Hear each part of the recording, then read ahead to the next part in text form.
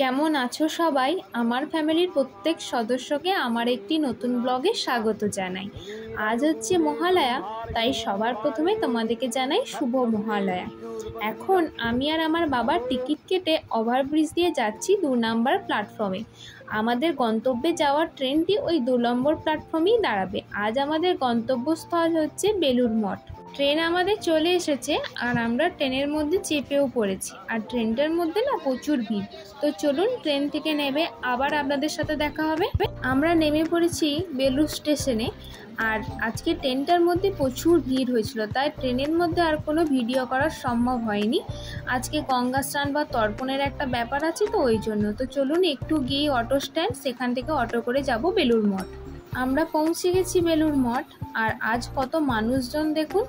আজ তো মহালয়া, গঙ্গা স্নানের একটা রীতি আছে, সেই জন্যই হয়তো এত মানুষজন। তো গঙ্গা স্নানও হবে আর বেলুড় মঠ পরিদর্শনও হবে, সেই হিসাবেই হয়তো এত মানুষ এসেছে।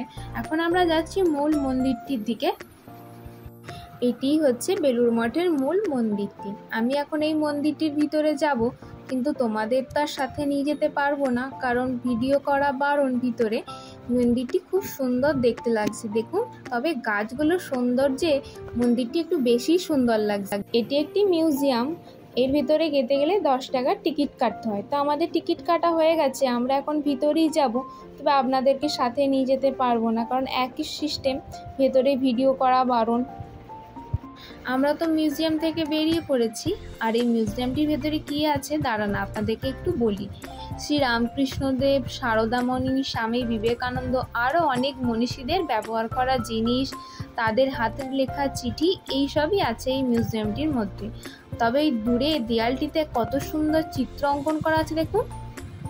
জানেন, আজ থেকে 2 বছর আগে পঞ্চমীর দিন আমি আমার পরিবারের সাথে এসেছিলাম দক্ষিণেশ্বরে গিয়ে গঙ্গা স্নান করে মায়ের পুজো দিয়ে আমরা গেছিলাম আদ্যাপীঠ। সেখানে প্রসাদ খেয়ে আমরা আবার লঞ্চে করে এসেছিলাম বেলুড় মঠ। এসে দেখি গেট বন্ধ, কারণ এই বেলুড় মঠে তো 11:30-12টার দিকে গেট বন্ধ হয়ে যায়। আর আমাদের আসতে অনেক দেরি হয়ে গেছিলো।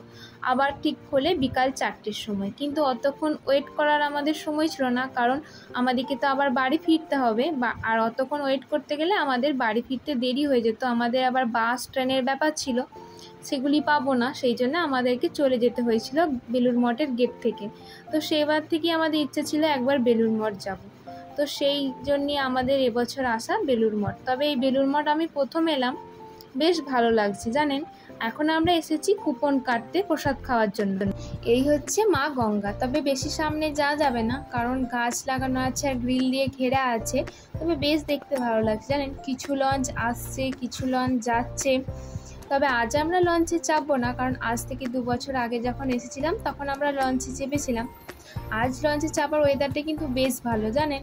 ভোর থেকে বৃষ্টি হওয়ার জন্য বেশ আকাশটা তো মেঘলা। গঙ্গার ওপর লঞ্চে গেলে কিন্তু বেশ ভালো লাগবে।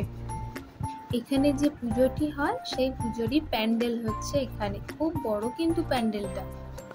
আর এখন মঠ বন্ধ করার তো সময় হয়ে গেছে, তাই মঠের যারা কর্মী তারা সবাইকে এই প্রসাদ খাওয়ার লাইনে দাঁড় কাটিয়ে দিচ্ছে, কারণ মঠ এরপর বন্ধ হয়ে যাবে, সেই জন্যই। আর আমরা এখন এই এত বড় লম্বা লাইনে শেষ প্রান্তে এসে দাঁড়িয়ে আছি। আর লাইনটা একবার দেখুন আপনারা, কত বড় লাইন। শুধু প্রচুর মানুষজন এসেছে তো আজকে না এই মঠেতে। আর আজকে প্রসাদে ছিল খিচুড়ি, চাটনি আর লাড্ডু। আর খিচুড়িটা কিন্তু দুর্দান্ত টেস্ট করেছে জানেন। আর একবার হলটা আপনাদেরকে দেখাই, হলটা একবার দেখুন। এই হলের মধ্যে 700-800 মানুষ তো আরামসে বসে খাবে।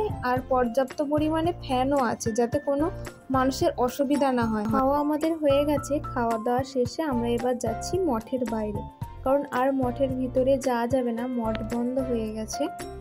তো চলুন সব ঘোরাঘুরি শেষে আবার বাড়ির উদ্দেশ্যে যাত্রা শুরু। আর আজ হচ্ছে মহালয়া। আর এই মহালয়ায় ছোটবেলায় একটা আলাদাই আনন্দ ছিল বলুন। এখন আর সেই আনন্দ আমেজটা পাওয়া যায় না। ছোটবেলায় আমি আর আমার দাদা ভোর 4টের সময় উঠে পাশের বাড়ির কাকিমাদের টিভিতে মহালয়া দেখতে যেতাম, কারণ আমাদের বাড়িতে টিভি ছিল না। সেই থেকে আজ পর্যন্ত কিন্তু আমাদের বাড়িতে টিভি নাই। তবে মহালয়ার পরের দিন স্কুল টিউশনে গিয়ে বন্ধুদের মধ্যে যে মহালয়ার সম্বন্ধে আলোচনাটি হতো, যে মা দুর্গার নাচটি কেমন হলো, সেখানে যে যদি আমি কিছু না বলতে পারি তাহলে নিজেকে কেমন একটা লাগতো, তাই না? তবে সেই আলোচনার মধ্যে কিন্তু একটা পুজো পুজো ভাব ছিল। তবু চলুন, কথা বলতে বলতে তারকেশ্বর স্টেশন পেরিয়ে গেলাম। তো আজকের ব্লগটা এখানেই শেষ করলাম। কেমন লাগলো অবশ্যই কমেন্ট করে জানাবেন, আর যারা আগে বেলুড় মঠ গেছেন তারাও কিন্তু কমেন্ট করে জানাবেন।